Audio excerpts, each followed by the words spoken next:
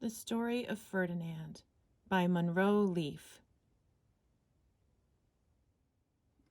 The Story of Ferdinand by Monroe Leaf, illustrated by Robert Lawson. Once upon a time in Spain, there was a little bull, and his name was Ferdinand.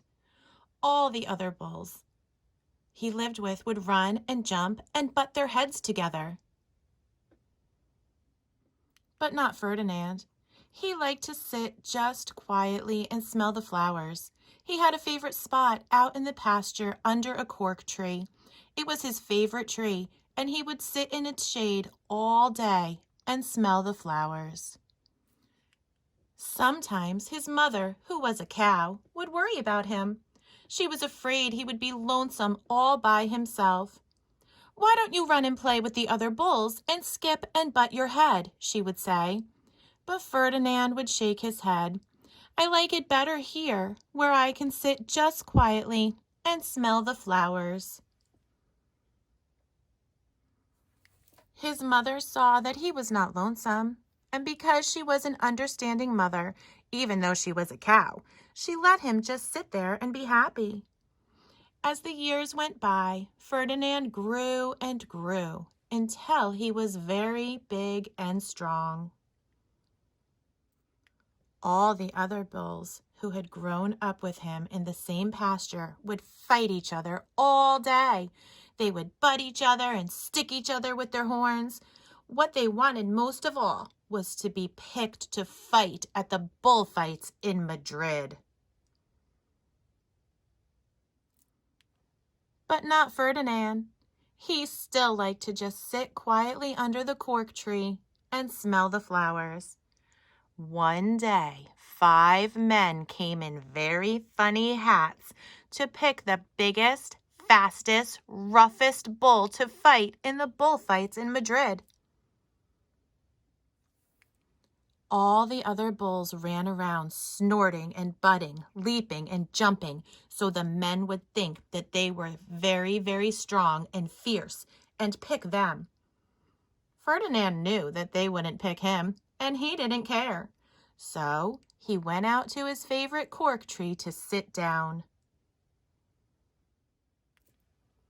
He didn't look where he was sitting, and instead of sitting on the nice cool grass in the shade, he sat on a bumblebee. Well, if you were a bumblebee and a bull sat on you, what would you do? You would sting him, and that is just what this bee did to Ferdinand. Wow, did it hurt? Ferdinand jumped with a snort. He ran around, puffing and snorting, butting and pawing the ground as if he were crazy. The 5 men saw him, and they all shouted with joy. Here was the largest and fiercest bull of all, just the one for the bullfights in Madrid. So they took him away for the bullfight day in a cart. What a day it was! Flags were flying, bands were playing, and all the lovely ladies had flowers in their hair. They had a parade into the bullring. First came the bandoleros with long, sharp pins with ribbons on them to stick in the bull and make him mad.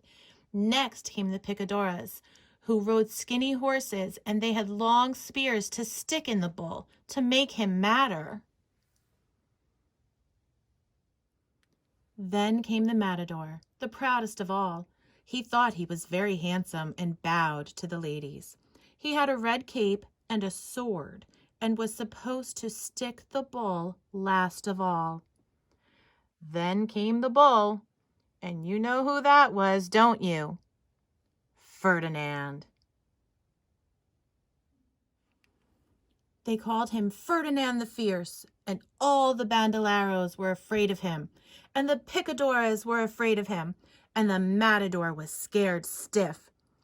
Ferdinand ran to the middle of the ring, and everyone shouted and clapped because they thought he was going to fight fiercely and butt and snort and stick his horns around.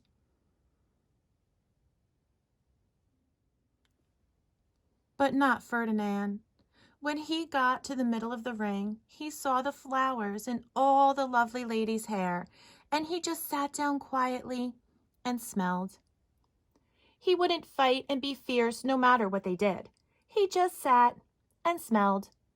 And the bandoleros were mad, and the picadoras were madder, and the matador was so mad he cried because he couldn't show off his cape and sword. So they had to take Ferdinand home.